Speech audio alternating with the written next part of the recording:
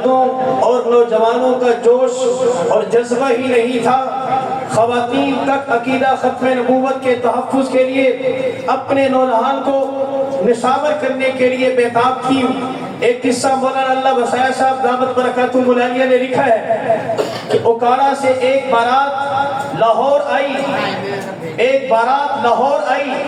اسی دن بارات پہنچی جب سن 53 کی تحریک میں مال روڈ کے اوپر عاشقان ختم نبوت اپنی جانوں کے نذرانے لے کر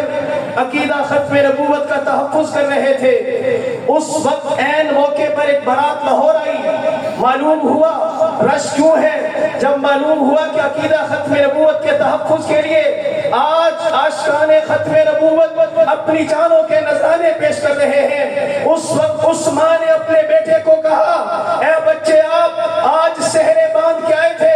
اوکاڑا سے لاہور کے اندر دلہن کو لینے کے لیے آئے تھے، لیکن میں ماں ہوں، میں نے تمہیں دودھ پلایا ہے، آج میں اس دودھ کا واسطہ دے کر تمہیں یہ کہتی ہوں، بجائے اس کے بارات والوں کے گھر جائیں، شادی والوں کے گھر جائیں، میں تمہیں واسطہ دیتی ہوں بیٹے، میرے دودھ کا واسطہ جہاں یہ عاشقان ختم نبوت اپنی جانوں کے نذرانے پیش کر رہے ہیں، آپ سہرے باندھ کر ہار گلے میں پہن کر اتاریے بھی مت، انہی کے اندر شامل ہو جاؤ۔ آج اگر عقیدہ ختم نبوت والے غازی بن کر آ جائے، تم بھی غازی بن کر آ جانا، شہید ہو گئے، میں فخر کروں گی کہ میرے بچے نے اپنے سر پہ صحرا باندھ کر عقیدہ ختم نبوت کے لیے اپنی جان کا نذرانہ پیش کیا تھا۔ اس رات کو شام کے وقت جس وقت لاشوں کو دیکھا گیا، شہداء کو دیکھا گیا، اس بچے کے سینے کے اوپر بھی گولیاں لگی ہوئی تھی اور اس نے بھی صحرا پہن کر عقیدہ ختم نبوت کا تحفظ کیا تھا۔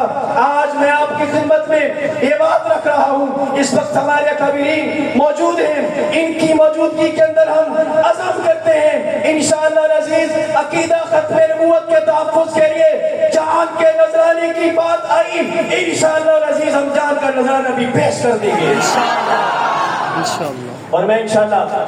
پر امید ہوں کہ انشاءاللہ پورے لاہور میں